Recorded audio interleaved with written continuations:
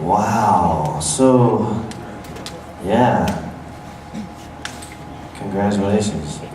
So it's your first time to see it, right? You guys' first time? Wow. All right. What's your name? Sherry. Thanks for being here, Sherry. Alethea and Jules. Wow. Yeah, I don't, it's pretty rare. I've got some witnesses up here that I'm not normally speechless, so I don't think ever in my life. But, so let's start, let's just go right into it and get some, well, actually before questions, if you guys, I know you've seen it before, you guys have seen it before, but are you guys first time seeing it? If there's something you would like to say before we even have questions to the filmmakers, or maybe a question you have, I think that would be cool. If there's anything you guys want to know or want to say, or how you felt watching the film. Sorry to put you on the spot, but yeah.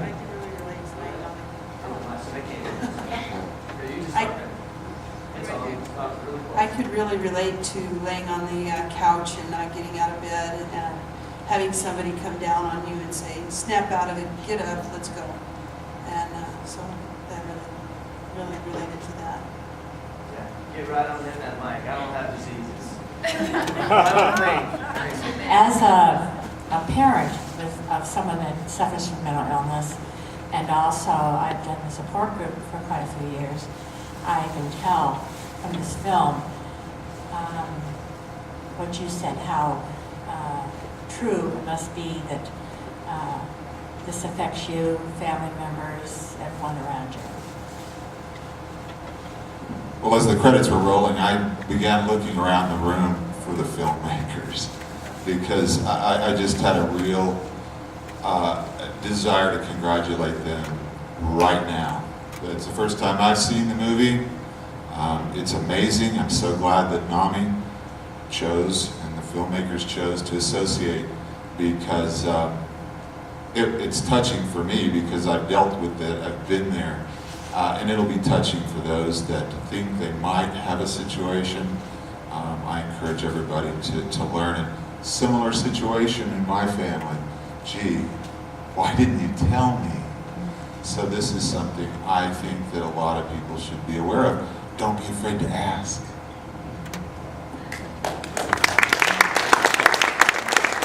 Man. Wow, you guys are awesome. All right, so let's have some. Yeah, if you need to sit, I'll bring you the mic, sweetie, no problem.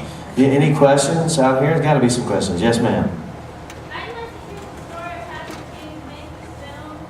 Was there like a documentary that you were making at the same time? Okay, you would like to hear the story of how you came to make this film. Was there a documentary or just something you had an idea? I wanted to make a feature. I just produced, I'm an actress as well. That's ridiculous when I just said that. But I produced my first thing like 3 years ago. It was a web series. And then I wanted to make a feature, and sort of events were unfolding in my own life because I was diagnosed with depression when I was 20 and sort of didn't deal with it for a very long time, and certainly didn't talk about it. Anyway, so the idea came to me to make a movie about how people in general, and couples specifically, are part-time fabulous. Like, at home, maybe not so great, but out in public, we always put on a good show. So I thought of Alethea the second I thought of the movie because we had known each other socially and I knew she was a director, and so I asked her to direct it, and then you can take it from here. All right, well, Jules had the title Part-Time Fabulous, which she wanted to make this movie about, and she wanted to do it kind of like Harry Met Sally and interview people, couples, and then we started talking about this title, like what is that about? What is Part-Time Fabulous? You know, I'm married and I think my relationship is perfect all the time, so it didn't necessarily automatically relate to this Part-Time Fabulous that Jules was talking about with couples. Of course, I've been through bad relationships, but then we started talking about it, and Jules told me about her clinical depression. And we were like, whoa, we should make a movie about that. And so then we started to dive into what was behind the Part-Time Fabulous and really explore that instead of the romantic comedy we were going to make. And so as part of the journey of the lead character, Mel, we decided that she would be making a documentary sort of throughout the movie. Well, she makes it at the end of the movie, but then we weave it into the movie. Kind of a little twist there. But yeah, But we made the narrative first, then we shot the dog footage. Alethea, how long have you been married? We're gonna have our 3-year anniversary. Oh, that's so cute. I've been married 14 years. It is part-time fabulous. For sure. I love them. Love them. Part-time fabulous. All right, we got plenty of questions. All right, Marcus, the young attractive man here. Marcus. This question is to you, Jules. Dealing with the depression and the depression you had, on the days that you were shooting the depressed scenes, that's been you at all to go back into that? Because I know that a lot of that stuff is actually stored inside you. Just curious how that. So the question is, dealing with the clinical depression issues you've had on the days you had the really heavy scenes going into that that dark area, how did that affect you? It didn't really, in a negative way. I think the overarching benefit of making the movie for me was getting better and better through each different step of making the movie, and that was sort of a cathartic. Every time I had to do that, and Alethea was a tremendous director in helping me get there, because I wasn't depressed when we shot the movie, fortunately, but it was cathartic, fortunately. I just want to make one comment. As a director, that was the acting unbelievable. Thank you. If you didn't hear me say, as a director, the acting is unbelievable.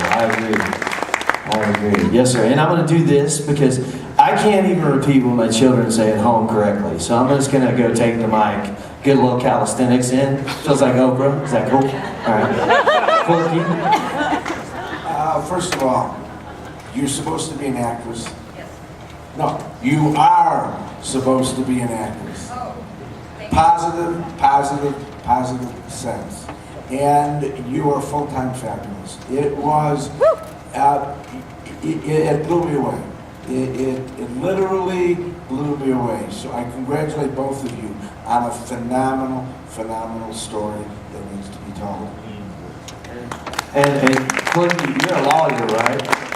What? Wow. Man. Hey, did you tell me, am I supposed to be an actor? No. Yes, ma'am. Hey, I'm so glad we met you at the bar before this show.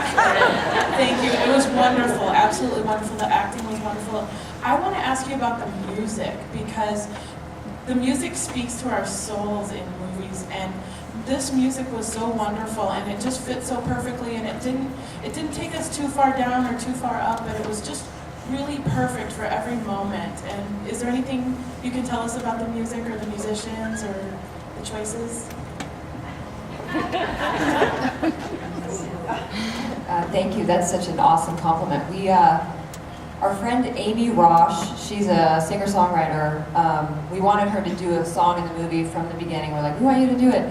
And then she started collaborating with this another wonderful artist named David Poe, and he's kind of a big deal on the underground music scene in New York. And he's also been at Sundance Lab. He's scored films before. So Amy and David did most of the music, and then there are two other artists. The two other artists, one is my cousin, and he actually also suffers from depression, which I didn't know until I was like, hey, I'm making a movie. You're a musician. Can I use some of your songs? I really love them. He watched it, and he was like, whoa, I totally resonate with all of this. I'm like, well, your music also resonates with us. So that was really quite lovely to involve my family, and I felt like his songs really spoke to what we were saying. And then Chip Godwin, who's a friend of both of ours, he also suffers, I think, a little bit from depression, although I don't think he publicly comes out and says it yet. So no one heard that. But he's amazing, and we love him. And I don't know what is going to happen in terms of making the music available, but something will, so we'll make sure that we keep people updated on our website and Facebook, because a couple people have been like, hey now, it's pretty good. And I hate to throw anybody on the bus, but I've been to a lot of films here, and most of the people didn't look up the films they were introducing or moderating, I gotta be honest. And I did, because I'm a professional. And what I would say too, that's really great, they're not trying to drop names, but David Poe,